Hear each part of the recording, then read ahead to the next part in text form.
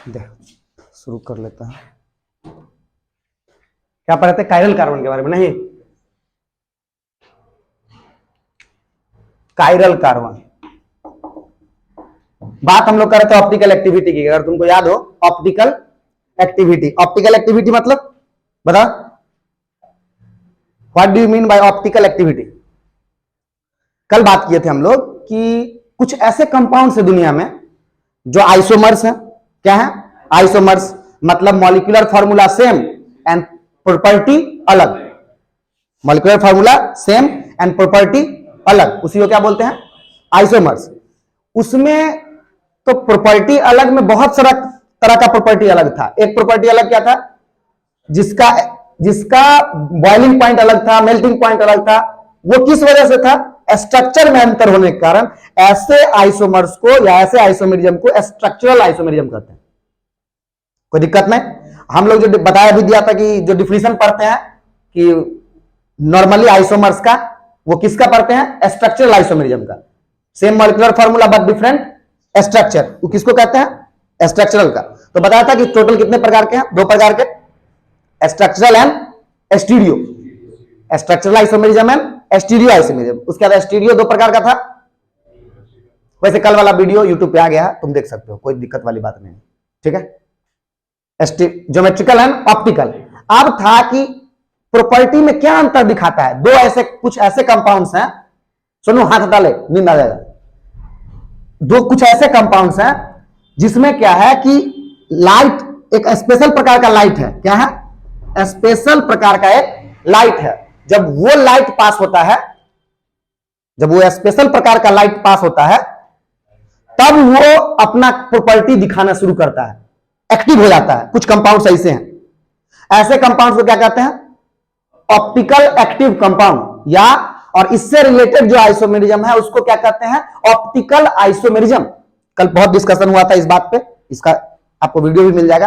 अब आते हैं कि बात किए थे कि कुछ कंपाउंड्स है जो लाइट्स को लेफ्ट की तरफ घुमा देता है, और कुछ कंपाउंड्स है जो लाइट को राइट की तरफ घुमा देता है। जो राइट की तरफ घुमाता है उसको बोलते हैं डेक्स्ट्रोरोटेटरी, सही याद है। और जो लेफ्ट की तरफ घुमाता है उसको डिनोट कैसे करते हैं?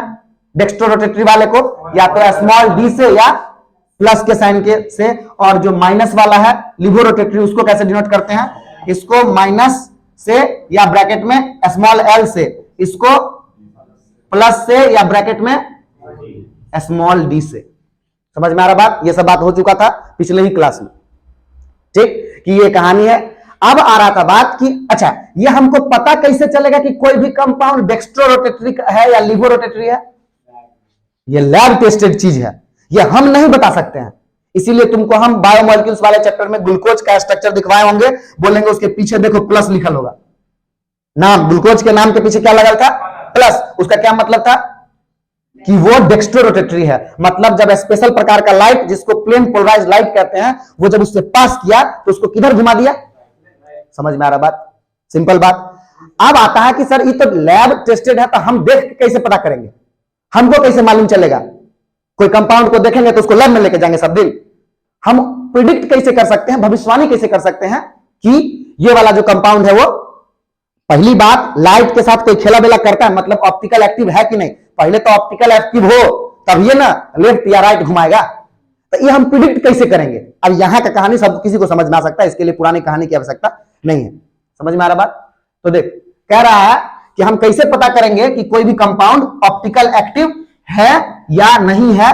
उसके मॉलिक्यूलर फॉर्मूला या स्ट्रक्चर या उसका प्रेजेंटेशन, रिप्रेजेंटेशन देख करके। तो समझिए, कहते हैं कि वही कंपाउंड ऑप्टिकल एक्टिविटी शो करेगा, मतलब लाइट जब आएगा तो उसके साथ छेड़खानी करेगा, जिसके पास कायरल कार्बन होगा। जिसके पास क्या होगा?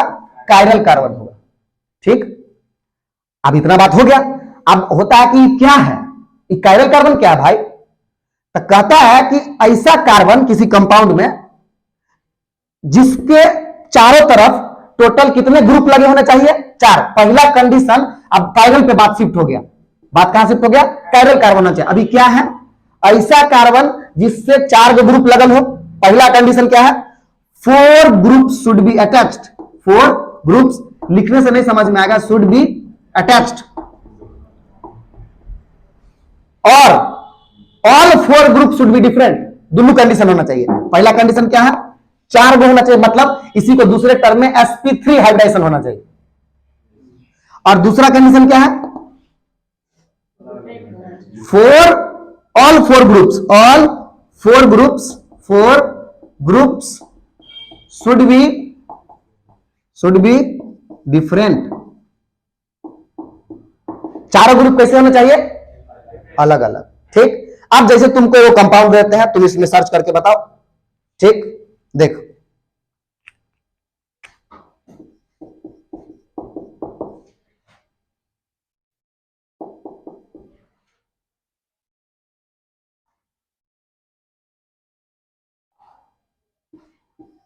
इसमें बताओ कायरल कार्बन क्या गो, कैसे चेक करेगा। देख, इस कार्बन पे टोटल 4 गो ग्रुप कौन कौन है बाबू रे, हाइड्रोजन नहीं होगा, छुपल हाइड्रोजन 3 गो, एगो ग्रुप अगला, ये पूरे ना ग्रुप हो गया इसके लिए। तो इस चारों ग्रुप चारों अलग अलग है, 3 गो हाइड्रोजन तो सेम है। इस पे टोटल ग्रुप काउंट कर, ये पूरा ग्रुप हुआ इसके लिए, ई ग्रुप हुआ, ई दोनों, तो ई ग्रुप अलग है, ई ग्रुप अलग है, पर ई दोनों चारों ग्रुप ना अलग होना चाहिए। इस पे चेक कर, एगो ई ग्रुप हुआ, एगो ई ग्रुप, दोनों सेम हो गया। ये अलग है और ये अलग है। देख ना, ये 2 गो कार्बन है, हाइड्रोजन है, ये 2 गो कार्बन है, और यहां पे Cl है। इसको चेक कर, ये ग्रुप मिथाइल ग्रुप है, ये एक प्रोपाइल ग्रुप है, ये एक क्लोरीन ग्रुप है, और ये एक, तो ये क्या है, कायरल कार्बन है, कायरल कार्बन है। बात समझा, मतलब इस कंपाउंड, ये जो कंपाउंड है ये ऑप्टिकल एक्टिव होगा। जब इससे तुम लाइट पास कराओगे, प्लेन पोलराइज्ड लाइट, तो क्या करेगा, लाइट को किधरों ना किधरों रोटेट कर देगा। पहली बात कि वो लाइट रोटेट करने के लिए क्या जरूरी है, उसके पास क्या होना चाहिए, कायरल कार्बन। तो कायरल कार्बन का क्या मतलब, यही मतलब, दुनू बात। टोटल क्या ग्रुप होना चाहिए उसके पास, पहली बात 4, और चारों कैसे होना चाहिए, अलग अलग, डिफरेंट, भिन्न। कोई दिक्कत इस बात में? हाँ सुन, पहली बात यहां तक ठीक है कि लाइट को रोटेट करेगा, वहां तक ठीक है ना। अब हम बात कर रहे थे कि लाइट को जो रोटेट करेगा, तो हमको कैसे मालूम चलेगा कि लाइट को रोटेट कर रहा है। वो तो लैब से पता चलता है कि रोटेट करता है, किधर करेगा, कितना करेगा। हम लोग देख के कैसे प्रिडिक्ट कैसे करेंगे, उसका कोई है टेक्निक। अभी हम लोग जो पढ़ रहे हैं, तो मान लो कि यहां पे लिख दिया मीथेन, तो मीथेन नहीं ना है रे, मीथेन है, तो मीथेन है, तो यहां पे ला माचिस जलाए, वो आग लग जाएगा अभी तुरंत। ये क्या है, मीथेन का रिप्रेजेंटेशन है। कहने का मतलब, तो रिप्रेजेंटेशन में हम कैसे पता करेंगे, रिप्रेजेंटेशन में हम कैसे पता करेंगे कि या वो कंपाउंड लाइट को रोटेट करेगा या नहीं करेगा। भाई रिप्रेजेंटेशन में है कंपाउंड का, कंपाउंड में यहां पे बैठा हुआ है, ये पानी है, ये पानी है, तो आजा आजा, मुंह लगा, एकदम गंगा जल निकलेगा, आजा। गढ़ाई क्या है, पानी का रिप्रेजेंटेशन है ना। तो कहने का मतलब, जब हम किसी कंपाउंड को रिप्रेजेंट करते हैं, तब हम कैसे पता करेंगे कि ये लाइट को रोटेट करेगा या नहीं। क्यों? क्योंकि प्रैक्टिकली लाइट का रोटेशन किधर होगा, ये कहां से पता चलता है, लैब से। समझ में आ रहा बात? पर हम कैसे प्रिडिक्ट कर सकते हैं कि अच्छा, ये तो प्रिडिक्ट नहीं कर सकते हैं कि राइट करेगा कि लेफ्ट, वो तो पूरे लेवल का चीजें है, लेकिन करेगा या नहीं, कम से कम करेगा कि नहीं, ये कैसे प्रिडिक्ट करेंगे। उसके लिए टेक्निक आता है। टेक्निक क्या है कि तुम ये चेक करो, उसके रिप्रेजेंटेशन में उसके पास टोटल 4 ग्रुप है, पहले ही चेक करो। और दूसरा बात चेक करो कि चारों ग्रुप अलग अलग है। अगर ऐसा कोई कार्बन मिल जाए तो बल्ले बल्ले, इसका मतलब कि वो लाइट को रोटेट करेगा। अब किधर करेगा, फिर से वही बात, लैब का कहानी है, लेकिन कम से कम ही पता चला ना कि करेगा। समझ में आ रहा बात? तो इसीलिए कहते हैं कि ऑप्टिकल एक्टिव होने के लिए, ऑप्टिकल एक्टिव मतलब दिमाग में चलना चाहिए, लाइट को रोटेट करने के लिए क्या होना चाहिए उसके पास। अब इसका मीनिंग क्या है, what does this mean? Any carbon which is having total 4 group attached and all 4 groups are different. 4 गो ग्रुप है और चारों के चारों अलग अलग है, जैसे तुमको बढ़िया लगे। इंग्लिश थोड़ा सा अच्छा फील देता है, तुमको पता ही होगा ये बात, है ना। अंग्रेजी बढ़िया फील देता है, वही बात को अंग्रेजी में बोलने से लिए। कंधा उचका करके थोड़ा सा स्टाइल भी आता है उसमें। अब वही बात हिंदी में अलग अलग है, you don't like it actually ना, थोड़ा सा बैड फील आता है ये बात, क्या कर सकते हो, अब जो है सो है। कायरल कार्बन का समझ में आ रहा बात। अब देख, एक कहानी लिखता हूं, ठीक है, और बता कि उसमें कायरल क्या हुआ है। सबसे पहला बात देखो, थ्योरी पढ़ने से नहीं आएगा चीज, कथा कहानी सुन लोगे उससे चीज नहीं आएगा, उसका थोड़ा सा काम करके भी देखेगा तो आएगा। जैसे देख, इतना बात ठीक है, इतना को नोट कर ले पहले कि कायरल कार्बन के लिए कंडीशंस क्या है।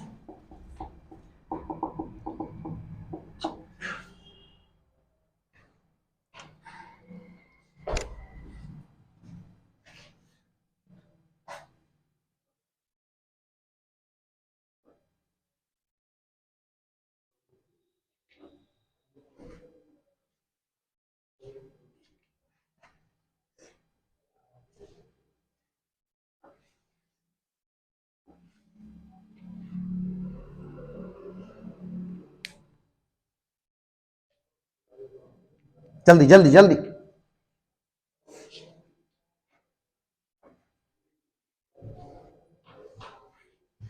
ये वाला वीडियो भी अपलोड कर दूंगा तो देख लेना पूरा, जो लोग भी हो एक बार रिवाइज कर जाना दोनों वीडियो को, एकदम एकदम कभी भूलोगे नहीं, इस तरह से बता दिया हूं उसमें, ठीक है। बोला था आज का क्लास पे लगना है, ठीक है। कायरल कार्बन वाला कहानी, ठीक है। 4 ग्रुप, इतना ही बात है, 4 ग्रुप होना चाहिए और चारों क्या होना चाहिए, डिफरेंट होना चाहिए। कायरल बोलते हैं, स्पेलिंग तो चाइरल टाइप का आता है, पर क्या बोलते हैं, कायरल। मिटाएं इसको। कार्बन 4 से ज्यादा बॉन्ड बना सकता है, बता रहे उसको।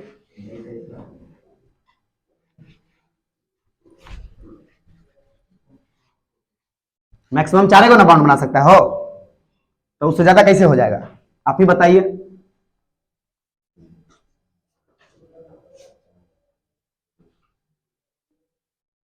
देख, अब कहानी देख इससे आगे की। एक कंपाउंड दे रहा हूं मैं, ठीक है। ग्लूकोज जानता है, उसका स्ट्रक्चर ऐसे बनता है, देख, ठीक है।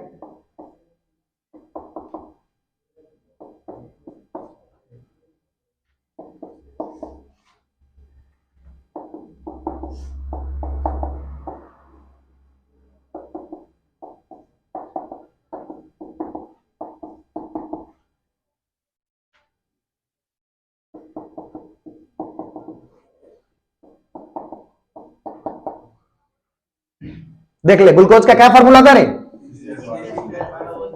है देख तो, ठीक है। एक बार पूछा हुआ है, अब पता नहीं है कौन एग्जाम में है, मेंस या एडवांस में ही पूछा हुआ है कि बताइए कि इस ग्लूकोज के स्ट्रक्चर में कितने कायरल कार्बन है, बताइए जल्दी जल्दी, उतना समय नहीं है, जल्दी देख, 4 सेकंड का टाइम दे रहा, बता। How many chiral carbon are present, how many, simple समझना, chiral carbon are in glucose, इस स्ट्रक्चर ग्लूकोज के ऐसे वाले स्ट्रक्चर में कितने कायरल कार्बन है, बताइए। आपको जो दुल्लू कहानी बताए हैं एक बार चेक कर लिए सब कार्बन के चारों तरफ, होगा क्या ग्रुप है इसके अटैच, 3 गो है, होगा, बातें खत्म हो गया। इसमें इसमें इसमें इसमें इसमें क्या है, 2 हाइड्रोजन है, आ रहा बात समझ में। There are 4 chiral carbon, 4 chiral carbon होता है ग्लूकोज के स्ट्रक्चर में, समझ में आ रहा बात। ये भी कायरल है, ये भी कायरल है, ये भी कायरल है, एंड ये भी कायरल है, समझ में आ रहा बात है ना। ये सब क्या है, कायरल कार्बन। कोई दुख दर्द, सिंपल बात समझ में आ रहा, ठीक है। कायरल कार्बन का कहानी समझा, ठीक। अब ऑप्टिकल एक्टिव कौन होगा, कैसे बताएगा जनरली। अच्छा, ये ऑप्टिकल एक्टिव होने के लिए टोटल 27 या 22 क्राइटेरिया है, सिर्फ उसमें से एक क्राइटेरिया है, ये जो कायरल कार्बन वाला है, प्लेन ऑफ सिमेट्री, सर जी लिखाए होंगे, है ना? समझ में आ रहा बात? बहुत सारा क्राइटेरिया है, जो एनसीईआरटी में पढ़ना है वो यही क्राइटेरिया है। चर्चा वो किया है वैसे सिमेट्री का, पर पढ़ाना कौन सा क्राइटेरिया है? कायरल कार्बन से। जल्दी चलो उसको बंद कर दे। हे। ठीक है, समझ में आ रहा बात? तो कायरल कार्बन वाला क्राइटेरिया है कि वो ऑप्टिकल एक्टिव होगा या नहीं, ये क्या देख के हम लोग बता देंगे। अब इसका एक और कहानी है, इस बात का समझो। इसी बात को दूसरे तरह से भी बताने का कहानी है, इंटर रिलेटेड कहानी है। अब वो कहानी क्या है, इतना बात ठीक है? क्या वो कायरल कार्बन लिखते चल, जब क्वेश्चन देता हूं उसको बना के उसी समय कर लेने का। कर लिए? ठीक है, कंप्लीट कर लेने का। कॉन्सेप्ट बताते रहता हूं, उसमें समझने का। क्वेश्चन देता हूं, उसको कर लेने का उसी वक्त। एक बात तो समझ में आ गई। अब इसी बात का दूसरा फॉर्म समझिए, ठीक है? इसी बात का वो दूसरा फॉर्म है, non super impossible mirror image का कहानी। आते हैं अभी उसी बात पे, ठीक?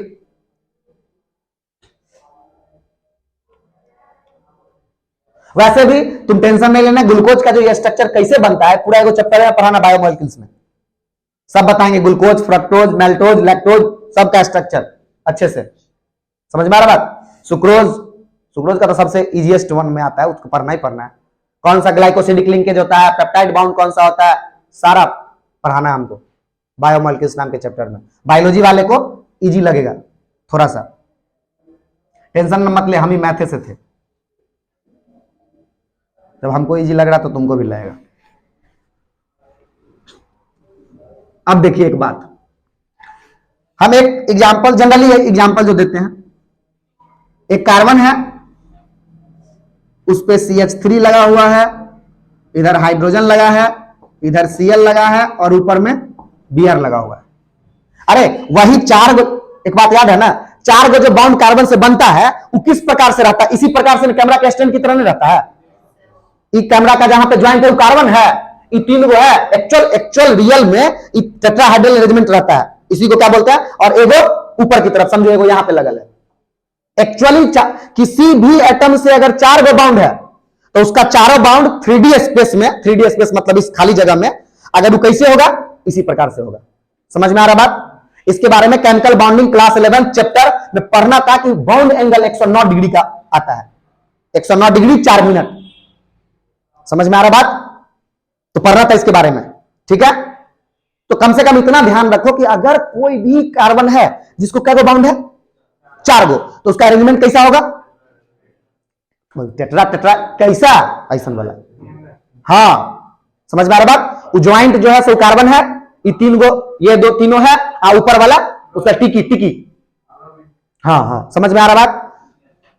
अब देख, सुन, समझ बात को समझ, ठीक है? इसको आईने के सामने रख, देखो आईना ले ले, है ना? खुद को डेली देखता है ना? जो पहले बोला समझ में आ रहा है, कोई बात नहीं। अरे देखना चाहिए भाई। हाँ, तब एकदम सही है। फिल्टर लगा के स्नैपचैट का, गुड बॉय। तो क्या यूज करता है इसका? फ्री फायर पे देख ले रहा है क्या? देखो फालतू बात में कितना मजा, मारू मैं एक थप्पड़, इधर ध्यान दे। तो इधर देख, ये जो कहानी है, अगर तुम इसको, इस कंपाउंड को देखोगे तो तुमको लगेगा कि इसी का मिरर इमेज है ना? अरे आईना में रखेंगे तो ये एच इधर नहीं दिखेगा। समझ में आ रहा बात? ठीक, अच्छा, इसी का एक दूसरा, एक और काम करो, एक दूसरा कंपाउंड,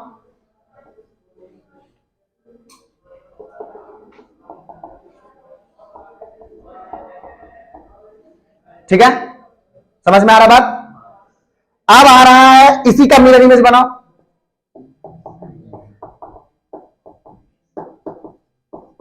ठीक है, इधर देख रहे हैं, ठीक है? अब एक बात बताओ कि अगर तुम इसको, मेरा बात सुन, अगर इसको उठा करके इस पे रखोगे तो क्या उसको पूरा ढक देगा? हाँ, ढकने को क्या कहते हैं अंग्रेजी में? सुपर इंपोज करना, टेक्निकल टर्म केमिस्ट्री में। गलती से महाभारत का कहानी सुना हो तो उसमें जब अर्जुन हारने लगा तो भगवान कृष्ण क्या किए, जैसा कहानी है सूर्य को कहा ना कि ढक दिया, ढकना इज कॉल्ड सुपर इंपोज करना, छाप देना नहीं करा है, ओकरा छाप दिल के means it has been superimposed. समझ में आ रहा बात? तो इसको उठा करके अगर तुम इमेजिन करो अपने इमेजिनेशन में कि इसको हम उठा करके और इस पे रखेंगे तो क्या ये एक दूसरे को पूरा पूरा ढक देगा ना, इसमें पूरा पूरा ढक देगा।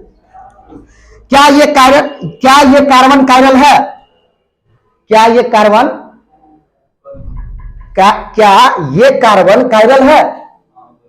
पहले बताइए, है? क्या ये कायरल है? समझ में आ रहा बात? नहीं ना है? समझ में आ रहा बात? और ये तो पूरा पूरा ढक देगा। तो इसी का दूसरा डिफिनेशन बना कि ऑप्टिकल एक्टिव कंपाउंड वो होगा जिसका मिरर इमेज आपस में एक दूसरे को ढक न सके। Those compounds are said to be chiral which has non-superimposable mirror image। अंग्रेजी में जेकर मिरर इमेज ओकरा पूरा पूरा छाप न सके वो ऑप्टिकल एक्टिव कंपाउंड होगा। आई तो तब ये होगा, एक बात बता, क्यों नहीं पूरा पूरा छाप सका रे? कहा कि चारों ग्रुप अलग था। इसमें देखना 3 गो ग्रुप है ना, टोटल 4 प्रकार का अलग अलग ग्रुप है, इसमें खाली एक ग्रुप एक जैसा हो गया, छप दिया ना। तो इसका वही मतलब ना हुआ कि चारों ग्रुप अलग होना चाहिए। आ रहा बात समझ में? तो इसको कैसे लिखेगा?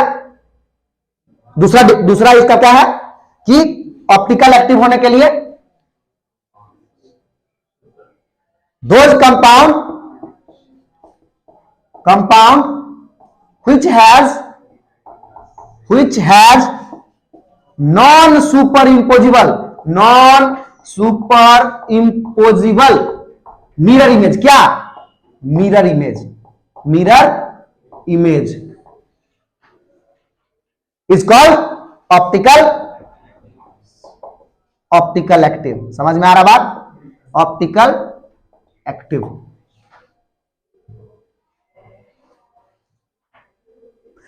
इसी को दूसरा रूप में भी कहते हैं, सुन ले पहले कथा कहानी, कि इसके पास कोई भी लाइन ऑफ सिमेट्री नहीं। अब सिमेट्री मतलब है, सिमेट्री मतलब साइमेट्रिकल मतलब याद कर, बोल बोल बोल बोल। हाँ, एक जैसा हो, बताया भी था पहले भी एक जगह सिमेट्री का चर्चा है 10th में भी। सिमेट्री का मतलब होता है ऐसे सुन, तोरा बुलाए मारे माथा पर एगो तलवार तो 2 हाथ में आ गया, तो दोनों हाथ कैसा दिखेगा? सेम ना दिखेगा, एकदम सेम टू सेम दिखेगा। अगर कमर के पास से मारे तो नीचे में मुंह लगल है। समझ में आ रहा बात ना? उसी को कहते हैं। तो तुम्हारे अपने शरीर का लाइन ऑफ सिमेट्री क्या है? वर्टिकली, बीच से, कपार के बीच से वर्टिकली डाउनवर्ड की तरफ। ये वाला हॉरिजॉन्टल लाइन ऑफ सिमेट्री नहीं है। सिमेट्रिकल मतलब दोनों एक के जैसा दिखे। समझ में आ रहा बात? तो एक बात बताओ, इसमें तू कहीं से कटिंग मारेगा तो दोनों एक के जैसा दिखेगा? इसमें इस लाइन को ऐसे कट करके कोशिश कर कि ब्रोमीनियम को आधा आधा करके काट दिए। समझ में आ रहा बात? तो जिसके पास कोई भी लाइन ऑफ सिमेट्री नहीं हो, बात समझिए, उस कंपाउंड के पास लाइन ऑफ सिमेट्री ना हो तब वो क्या होगा? Optical active. लगभग इतना ही चीज का चर्चा सब जगह किया जाता है, जहां भी पढ़ेगा जो भी विद्वान से, है ना, इतना ही बात का चर्चा होगा। और बात एक्चुअल में किस बात का दूसरा रूप है जो पहला बात बताए हैं? क्या 4 गो ग्रुप होना चाहिए और चारों क्या होना चाहिए? आ रहा बात समझ में? यह बात इंपॉर्टेंट है, कोई दिक्कत नहीं इतना बात में। इसको लिख ले, इतना बात को लिख ले, जल्दी से लिख, आगे बढ़ते हैं।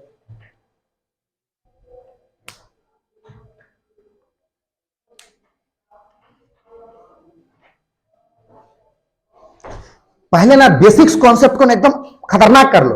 बेनिफिट क्या होगा उससे कि तुम यहां के बाद भी कहीं पढ़ोगे ना तो तुमको दोबारा फिर अब बेसिक में प्रॉब्लम है, वो कभी नहीं ठीक होता है। जितना थ्योरी, जितना बेसिक एनसीईआरटी जितना बोलता है पढ़ने को, उस सब एकदम कंठस्थ रख लो, तुमको जिंदगी में कहीं दिक्कत नहीं होगा किसी भी सब्जेक्ट का। एक के बार में कोई भी सर पढ़ाएंगे, एक बार में समझ में आएगा।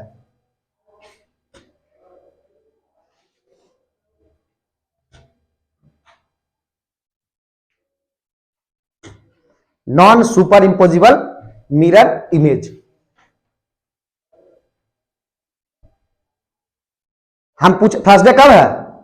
कल ना, तो हम कब पूछेंगे, पहले कह दे रहे हैं, यहां तक सबको अच्छे से रिमेंबर होना चाहिए। मतलब हिंदी में तुम बता सकते हो, कोई जरूरी नहीं अंग्रेजी बोलने की। हाँ, जहां से चैप्टर शुरू किया वहां से, शुरू से नहीं। बस अब कल बहाना ढूंढना शुरू किया हो, सर कुत्ता कॉपी खा गया, मेरा जो दोस्त था ना उसको शुगर उठा के पटक दिया, तो उसी को हम हॉस्पिटल लेके गए थे। इसी प्रकार का कुछ अच्छा बहाना ढूंढना, नॉर्मल बहाना लेके मत आना, बड़ी पीटूंगा। दर्दनाक बहाने, ऐसे बहाने की सुनने वाला क्लास में भी रोने लगे। डंटा है, तुम मत टेंशन मत लो। विकासवा को मारे थे ना, तू देखा था वीडियो? विकासवा को जो मारे थे गाना सुना के। हाँ,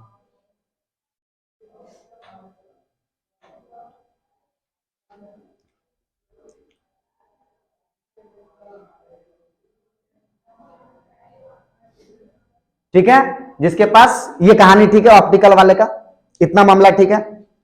अब देखो इसमें और भी बातें, अभी आते हैं, वो बात भी कर ही लेते हैं। पहले तो इतना बेसिक समझे, अब फिर डिटेल में जाएंगे इसी सब में, कि अगर किसी के पास कायरल कार्बन है, किसी के पास कायरल कार्बन है, तो वो लाइट को तो रोटेट करेगा ही करेगा। पहली बात को समझो, किसी के पास कायरल कार्बन है तो लाइट को तो रोटेट करेगा ही करेगा, लेकिन क्या हमको दिखेगा लाइट रोटेट होता हुआ?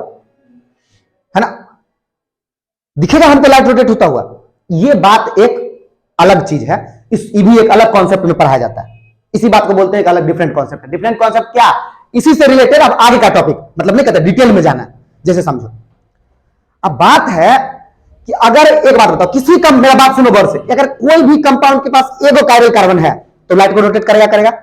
एक लाइन का बात। अगर दूगो है तो भी करेगा। लेकिन अब झंझट क्या फंसता है, समझो कि मान लो कि अभी जो एग्जांपल हम लोग डिस्कस कर रहे थे उसका हम लोग बात कर लेते हैं।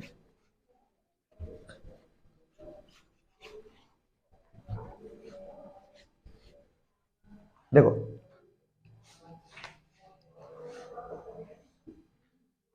उसमें कहानी क्या है कि अगर एक एग्जांपल दिया था जिसमें एक क्लोरीन लगल था यहां पे, याद हो तुमको तो एक ही कायरल सेंटर था यहां पे। अब एग्जांपल के तौर पे अगर एक और क्लोरीन लगा दिया तो ये कायरल है, देख ये वाला सेंटर कायरल है, यहां एक एच नहीं होगा जी, यहां पे एक एच नहीं होगा, इस पे तो CH3, तो तीन को एक के जैसा ग्रुप, बातें खत्म। इस पे Cl H CH3, ये वाला चार को डिफरेंट ग्रुप, तो ये भी होगा कायरल, ये भी होगा। जब एगो था तब तो लाइट को रोटेट करवे करेगा। अब दूगो आ गया तो भी करेगा, लेकिन अब ई तो अपने को नहीं पता कि ई वाला अगर राइट कर दे और ई वाला अगर लेफ्ट कर दे तो ओवरऑल रोटेशन कितना हो गया? 0। तो हमको पोलरियोमीटर से बाहर रोटेट होता हुआ दिखेगा, इसी को कहते हैं इंटरनल कंपनसेशन। अंदर में क्या कर दिया? एक दूसरे को कंपनसेट मार दिया। और ऐसे कंपाउंड्स का अलग से नाम भी है, करेंगे बाद में पढ़ेंगे, अभी कंफ्यूज नहीं होना, सब नाम को एक साथ रख करके। देखो क्या इस चैप्टर का कॉन्सेप्ट क्या सब है, उस पर थोड़ा सा तुम गौर फरमाओ। कॉन्सेप्ट है कि पहले इतना बात पढ़े, अब आते हैं डिटेल में। क्या डिटेल में? कि एक बात बताइए, अगर किसी के पास कायरल कार्बन है तो पक्का है कि उससे लाइट रोटेट होने, मतलब उससे प्लेन पोलराइज्ड लाइट जब पास करेगा तो रोटेशन दिखवे करेगा। यही कॉन्सेप्ट है, ये इसी के बारे में पढ़ना है। अगर एक, अब इसी में क्या बात है, अब कॉन्सेप्ट क्या आता है? कहता है कि अगर एक किलो कायरल कार्बन है तो पक्के पक्के रोटेशन दिखेगा। अगर एक से ज्यादा है तो हम बता नहीं सकते हैं कि रोटेशन दिखेगा कि नहीं दिखेगा। हो सकता है दिखिए जाए, हो सकता है नहीं भी दिखे। क्या है? अगर ये वाला ज्यादा डिग्री का, मान लो कि ये लाइट को राइट रोटेट कर दिया, एक एग्जांपल, तो ये वाला लेफ्ट कर दिया। अगर ये जितना से राइट किया है ये उतना ही से लेफ्ट किया तब तो रोटेशन नहीं दिखेगा। जो ये लाइट जो पास कर रहा था प्लेन पोलराइज्ड लाइट, ये जो नॉर्मल लाइट पास कर रहा था, एक प्लेन पोलराइज्ड लाइट, इसका रोटेशन पास करने के बाद कंपाउंड से भी ऐसे ही निकल जाएगा। तो हमको तो लगेगा कि नहीं, ये ऑप्टिकल एक्टिव नहीं है। बात समझ रहा है? लेकिन अगर ये वाला जितना, मान लो ये 30 डिग्री का राइट रोटेशन करवाया है, समझ में आ रहा बात, और ये वाला 35 डिग्री का लेफ्ट रोटेशन करवा दे तो दिखेगा। समझ में आ रहा बात? ठीक है। तो ये, लेकिन ये बात फिर कैसे पता चलेगा? इसीलिए कहता है कि if there is only one chiral centre या one chiral carbon present in any compound, then definitely that compound will be optically active. अगर एगो होता तो पक्के बात हो कि ऑप्टिकल एक्टिव होवे करतो। If there is more than one, then we can not say that. अंदर में तो रोटेशन होना ही होना है, समझ में आ रहा बात, पर वो ऑप्टिकल एक्टिविटी मतलब लाइट को रोटेट करेगा कि नहीं करेगा, ऑप्टिकल एक्टिविटी शो करेगा कि नहीं करेगा, ये कहना अपने बस की बात नहीं है। समझ में आ रहा बात? पहले इतना बात। तो इसीलिए कहते हैं कि ऑप्टिकल एक्टिविटी शो करने के लिए, ऑप्टिकल एक्टिविटी शो करने के लिए क्या जरूरी है? कायरल और एगो कायरल कार्बन। कब तुम कह सकते हो कि ऑप्टिकल एक्टिव होगा? जब एक ही हो, तो एक से ज्यादा है तो हमको ऑप्टिकल एक्टिविटी शो भी कर सकता है। ठीक है। तो आज सवाल क्या पूछेगा तुमसे? For a compound to show optical activity, ठीक है, what is required? Chiral carbon, there should be chiral carbons. समझ में आ रहा बात? There should be one, only one chiral carbon. समझ में आ रहा बात? There should be more than one chiral carbon, any number of chiral carbon. आ रहा बात समझ में? ठीक है। इसका मतलब हुआ कि अगर किसी कंपाउंड के पास कायरल कार्बन है तो यह जरूरी नहीं है कि वो ऑप्टिकल एक्टिविटी शो करेगा। एगो होगा तो पक्के करेगा, एक से ज्यादा हुआ तो गॉड नोज, या लैब में जाके देख लीजिए, हम प्रिडिक्ट नहीं कर पाएंगे। समझ में आ रही बात? ठीक। अब देखो बात को समझो। वो जो तुम पढ़ी थी, जो खुद से पूरा पढ़ ली थी, अब होता क्या है, अगर किसी जगह पे दो गो ऐसा कंपाउंड आ गया, बात को समझो, दो गो ऐसा कंपाउंड आ गया जिसमें एक कंपाउंड लाइट को लेफ्ट रोटेट करता है और दूसरा कंपाउंड राइट रोटेट करता है, तो एक बात बताओ, तो कंपाउंड, दो कंपाउंड का मिक्सचर आ गया। ऐसे मिक्सचर को रेसिमिक मिक्सचर कहते हैं। बात यहां से टफ होना शुरू होगा। ऐसे टर्म के हिसाब से टफ हो जाता है, बात सिंपल है। अभी बात कहां पे है आप समझिए, याद कीजिए SN1 रिएक्शन, ठीक, उसी में लिखा होगा कि रेसिमिक मिक्सचर फॉर्म होता है। एनसीईआरटी थोड़ा ऐसा लिखता है, आप मास्टर अपना 2-3 घंटा समझाते ना रहो, 2 लाइन लिखता है बस वो कि ऐसा ऐसा होता है। अब मास्टर साहब अपना बोलते जाएंगे तभी नहीं समझ में आएगा। ठीक है, उसको आप गौर कीजिए क्या था, बात को समझो। देखो तू लोग जो कहते रहता है ना, हम जो कहते हैं तो लगेगा बुरा। अरे जो बात है ना, एक चीज अभी 3 चैप्टर से रिलेट हो रहा है कॉन्सेप्ट, अगर केमिकल बॉन्डिंग आ जाएगा फिर से, अभी अगर नहीं थोड़ा क्या अच्छे से अगर नहीं पढ़ा हुआ है तो वो कुछ समझ में नहीं आएगा। कॉन्सेप्चुअल जो एग्जाम में पूछता है, कंपटीशन के एग्जाम में हो वाला तो सब समझ में आएगा, जो सुन रहा था कुछ तो समझ में ना रहा होगा, पर कॉन्सेप्चुअली समझ में आ जाए इसके लिए तुमको पुराने चैप्टर का कॉन्सेप्ट बहुत जरूरी है। अभी देख कैसे याद कर, SN1 रिएक्शन पढ़ाया था। SN1 रिएक्शन में क्या कहानी था, ध्यान देते हैं, टर्सरी कार्बन था, टर्सरी कार्बन के लिए पढ़े थे। ये वाला पार्ट याद कीजिए, 1 कार्बन 2 कार्बन और 3 कार्बन। समझ में आ रहा बात? तो जस्ट एग्जांपल के तौर पे ले ले कि यहां पे कैसा कार्बन कैसा ग्रुप सब लगा हुआ है, 1 2 और 3। समझ में आ रहा बात? मान ले ऐसा टर्सरी कार्बन नहीं हो गया, यहां पे क्या लगल है, OH। एक बार बताओ, इस कार्बन का 3D अरेंजमेंट स्पेस में कैसा दिखेगा? ऐसा ही ना दिखेगा जी। ये वाला कार्बन इसका स्टैंड है, ये OH जो है तो ऊपर वाला मान लो एग्जांपल के तौर पे, ये ग्रुप, ये methyl group, this is ethyl group and this is propyl group. अगर हम इसको ऑब्जर्व करें तो एक मिथाइल ग्रुप है, 1 कार्बन का ग्रुप को मिथाइल कहते हैं, 2 कार्बन के लिए इथाइल कहते हैं, 3 कार्बन वाले को याद है ना, तो लोगों को पढ़ाया था पूरा। ठीक, क्या होता है उस रिएक्शन में, इसको दिक्कत कम होती है, मारता है इसको, जा तेरी जरूरत नहीं है। और उसके बाद HCl से रिएक्शन कराते हैं तो Cl माइनस यहां पे आके लग जाता है, कोई दिक्कत नहीं। अब एक बात बताओ, केमिकल बॉन्डिंग अगर गलती से पढ़ा है तो अगर ये चला गया तो ये प्लस बनेगा, OH माइनस के फॉर्म में जाता है, बताए थे ना उसी दिन, तो ये प्लस चार्ज बना। अभी तक इसके जाने से पहले इस कार्बन के चारों तरफ ग्रुप कैसे लगा था, टेट्राहेड्रल ऐसे। ये जब चला जाएगा, इसमें क्या होता है, ये जाता है आराम से, ठीक, एक के साथ में होता है। तो जब चला जाएगा तो हटा मिटा इसको, तो ये कार्बोकैटायन हो गया, कार्बन में पॉजिटिव चार्ज, कार्बोकैटायन, कैटायन मतलब पॉजिटिव चार्ज। तो ये बताओ कि इसका अब स्ट्रक्चर कैसा होगा, पंखा की तरह, ट्राइगोनल प्लानर, मतलब समझ ऐसे कि जो स्टैंड है ना, ये सब ये ऐसे हो जाएगा, ये सब फैल जाएगा। अगर तुम किस थ्योरी से आता है सब बात, VESPER, valence shell, VSEPR, valence shell electron pair repulsion theory, chemical bonding याद कीजिए, अच्छे से पढ़ना, बहुत अच्छे से। अगर केमिस्ट्री किसी को आना चाहिए ना बढ़िया से, कंपटीशन लेवल का, तो उसको केमिकल बॉन्डिंग, एटॉमिक स्ट्रक्चर और पीरियोडिक टेबल बहुत अच्छा नॉलेज होना चाहिए। बहुत अच्छा नहीं, बहुत अच्छा नॉलेज कंपटीशन के लिए, पहले हम कह दे रहे हैं। ये तीनों चैप्टर का ऐसा नॉलेज होना चाहिए, आप किसी को पढ़ा सकते हैं। बेस है, बेस, और सब कुछ इसी पे लौट के चल जाता है। क्या है कि रिपल्सन कम हुआ तो ये फैल गया। अब उस वक्त में इन लोग के बीच में कितना डिग्री का एंगल होता है, 109। आप फैल जाएगा तो कितना का होगा, 120। अरे तीनों को है, पंखा ऐसे ऐसे ऐसे, तो कितना का एंगल आएगा, तो रिपल्सन कम नहीं हो गया, 109 में ज्यादा ना रिपल्सन होगा, ठीक। जैसे ही अब मैकेनिज्म समझिए, क्या है, कंपटीशन का सवाल टफ होता है। जैसे ही गया, जैसे ही OH गया, तो ये लोग टेट्राहेड्रल से क्या बन गया, पंखा।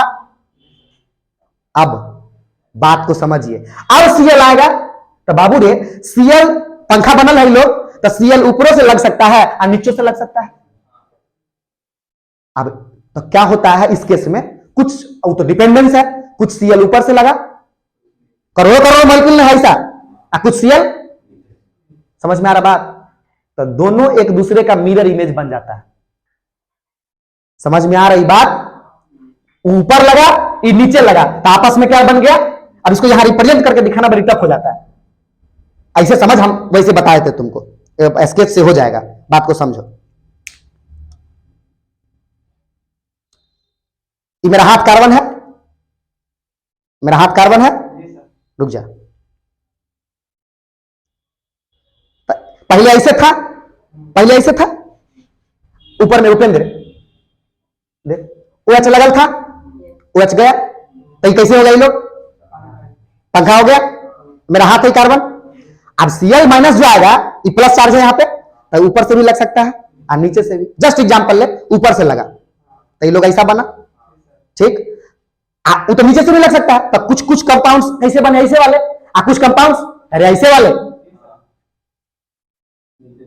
तो दोनों एक दूसरे का मिरर इमेज नहीं हो जाएगा। Same compound, same to same, नाम सेम टू सेम, सब कुछ सेम टू सेम, और आपस में क्या बना। अच्छा एक बात बताओ, अगर ये वाला लाइट को राइट रोटेट करता है, ये कायरल सेंटर है, ये देख तीन को अलग अलग ग्रुप लगा के जान के दिए हुए ऐसा है, ये कायरल कार्बन है, कायरल कार्बन है, तो ये लाइट को रोटेट करेगा। ये अगर लाइट को राइट मान लो कि वो करता है, राइट करता है, तो ये वाला कैसे करेगा, उसी का ना मिरर इमेज है, समझ में आ रहा बात। तो लेफ्ट कर जाएगा रोटेट, तो कंपाउंड जो बनेगा तो दोनों बनेंगे। जब हम रिएक्शन होकर के बनेगा तो ऐसा वाला भी बनेगा, ऐसा वाला भी बनेगा। तो मिक्सचर में तब तो हमको मिक्सचर ऑफ कंपाउंड मिला, तो लाइट का रोटेशन क्या होगा, उसमें से 0। समझ में आ रहा बात। तो ऐसा मिक्सचर जिसमें प्लस डेक्स्ट्रोरोटेटरी भी हो कंपाउंड मौजूद और लिवोरोटेटरी भी मौजूद हो, समझ में आ रहा बात। इसीलिए हम लोग कहते हैं कि इस वाले रिएक्शन में, किसमें, SN, ये कौन सा रिएक्शन है, SN1 रिएक्शन में रेसमिक मिक्सचर इज फॉर्म्ड। अगर कब होगा ऐसा कहानी, अगर वो जो कार्बन है जिस पर से OH जा रहा है वो कायरल है, उस केस में कौन सा मिक्सचर फॉर्म हो जाएगा, रेशमिक मिक्सचर। समझ में आ रहा बात? रेशमाइजेशन बोलते हैं उसको, इस प्रोसेस को क्या बोलते हैं? रेशमाइजेशन। एनसीईआरटी चैप्टर से ज्यादा वही बात लिखे हुए दुपन्ना में इस टॉपिक पे 11th के वाले में, गौर से देखिएगा। ठीक है, तो इसमें क्या सब आ गया? डेक्स्ट्रो-रोटेटरी, लिवो-रोटेटरी। समझ में आ रहा बात? अच्छा, इसका नोमेनक्लेचर भी करना है। समझ में आ रहा बात? इसके नोमेनक्लेचर का नाम है आरएस नोमेनक्लेचर। क्या नाम है? RS nomenclature. समझ में आ रहा बात? आर या एस से हम लोग रिप्रेजेंट करते हैं। समझ में आ रहा? आर का एस फॉर्म, एस का आर फॉर्म। ठीक है, तो कहने का मतलब है कि पर नोमेनक्लेचर एनसीईआरटी बोलता नहीं पढ़ाने को आरएस नोमेनक्लेचर सिस्टम, पर ये डी प्लस डी और माइनस वाला आप याद रखिएगा। ऑप्टिकल एक्टिव क्या होता है, ऑप्टिकल एक्टिविटी का, तो उसका रिएक्शन में क्या यूज है ये। अब एक बात बताता हूं तुमको, आप बोलोगे सर एक बात बताइए, आप तो जब भी पढ़ाते हैं तो कहते हैं उसका यूज कहां है, इस्तेमाल कहां है जिंदगी में। इस वाले का कहां इस्तेमाल है, ये ऑप्टिकल एक्टिव का कहां इस्तेमाल है। अब बात को समझो। तुम एक चीज गौर किया है कि वही चीज हम लोगों को गंदा स्मेल करता है। एक एग्जांपल दे रहा हूं बस। अब वही चीज सुगरवा क्या मस्ती में उसमें डुबकी लगा के खाता है। सुगर को देखा है? सुगर नहीं, सुअर है ना, नाली में जो वो एंजॉय करता है, जस्ट लाइक दलान रिजॉर्ट। सुअर नाली में एंजॉयमेंट करते देखा है? जन्नत जी लेता है उसमें, जिस दिन उसका अंदर मुंह करके लेता है। हम लोग के लिए कितना घटिया चीज है वो। आ रहा बात समझ में? अब बात को समझो, तुम गौर करना कि हुआ क्या कि एक ही कंपाउंड दिख रहा था, केमिकल फॉर्मूला सब एक जैसा, स्ट्रक्चर एक जैसा, पर वो कंपाउंड या वो दवा शरीर में काम नहीं कर रहा था। अब उसी का सब कुछ सेम, अब वही दवा दूसरे के शरीर में। लोग टेंशन में आ गए भाई कि मामला क्या है। मतलब समझो, जस्ट एग्जांपल लो कि अगर ये वाला कंपाउंड था तो क्या अंतर था रे, क्लोरीन ऊपर लग गया था अगले केस में। अब बात को समझो, अगर हमारे शरीर में दवा को काम करना है तो हमारे शरीर में तो दवा जो मॉलिक्यूल सब जो है जा करके क्या होता है, कोई भी चीज सेंस होता है। तुमको याद करो कि कोई चीज नाक में जाता है और फील होने लगता है सुगंधित या कुछ भी, उसी से एग्जांपल लो। ये मॉलिक्यूल एयर के साथ हमारे नाक में घुसा तो हमारे नाक में रेसिप्टरी ऑर्गन्स बने हुए हैं ना, वैसे वैसे जहां पे जाकर के मॉलिक्यूल बैठेगा, सेट करेगा, तो हमको सेंस होना शुरू होगा। अगर मान लो कि इसका बना हुआ है जगह ऐसे वाले का, कैसे वाले का? ऐसे वाले का, तो ई वाला जगह तो सेंस होगा, ये तो उल्टा में हो जाएगा, उसका जगह पे सेट होगा। मान लो हमारे नाक में 3 जगह बना है, ऐसा ऐसा ऐसा ऐसा, जिसमें ये छोटा सा है। समझ में आ रहा बात? CH3 का है, मान लो वो जो एग्जांपल दिए थे, Cl है, ये H था, सॉरी H था, ये Cl है और ये Br है, तो Br का कम बड़ा होगा। तो ऐसा वाला सेटिंग बनल है, तो भाई तुम ऐसा वाला ही कंपाउंड का ओरिएंटेशन भेजोगे तब लोग जाके सेट करेगा। इसीलिए केमिकल इंडस्ट्री, दवा उवा में ये सब बहुत गौर रखा जाता है कि अगर ऑप्टिकल से जहां पे लगल है ऑप्टिकल सेंटर वाला है, तो उसका आर फॉर्म चाहिए कि एस फॉर्म चाहिए। आ रहा बात समझ में? कि ऊपर लगल वाला चाहिए, नीचे लगल वाला चाहिए, क्योंकि केमिकली तो सब कुछ सेम है काम, लेकिन वो नहीं करेगा या कम करेगा या उल्टे काम कर जाएगा। बात समझ रहा है? क्यों कोई भी चीज इतना प्रिसाइज होकर के दवा बनता है? क्यों अगर दवा गया हमारे अंदर, अगर तुम पढ़ोगे थोड़ा डिटेल में कहीं तो तुमको मिल जाएगा। हम ऐसे ही जब तबीयत ये पैर टूटा हुआ था उस वक्त हम थोड़ा देखते उठते रहते थे, तो हमको पता चला। आ रहा बात समझ में? क्यों पढ़ते हैं इसको, समझे? कि दिख तो रहा सेम, दे दिए, काम नहीं कर रहा भाई, कैसे काम करेगा? उसका आर फॉर्म दिए कि एस फॉर्म, तुमको तो नाम उम लिखेगा, नोमेनक्लेचर सब सेम आएगा रे। इसका याद कर, वो जो अभी हम पिछला एग्जांपल देते, क्या था एग्जांपल? कार्बन, नीचे में CH3, H, Cl और Br। इसका नाम बताओ, इसका नाम बताओ, है ना? इधर H, इधर CH3, इधर Cl और इधर Br। इसका नाम बताओ दोनों का। उस दिन भी नाम लिखा है, दोनों का नाम सेम टू सेम आएगा।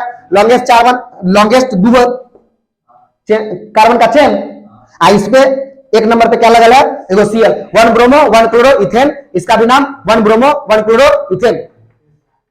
हम तो दवा से में दिए, असर नहीं कर रहा है। आप समझा बात? क्योंकि शरीर में जाकर के जो साइट बना हुआ है, उस साइट पे जाके जब वो उसका मॉलिक्यूल इंटरेक्ट करता है तभी रिएक्शन शुरू होता है या सेंसिंग शुरू होती है। तो होगा, अगर इस वाले का सेंसिंग है तो chemically molecular formula, chemical formula सब तो सेम टू सेम है, सब कुछ एक जैसा नहीं है, इसका सब कुछ सेम है। फार्मूला से लेके मेट, वेट, मास क्या अलग है, orientation, stereo arrangement, relative position अंतर है। अगर इस कार्बन से पूछा जाए हे, तो बोलेगा अभी एच मेरे लेफ्ट में था और उसमें बोला राइट में आ गया।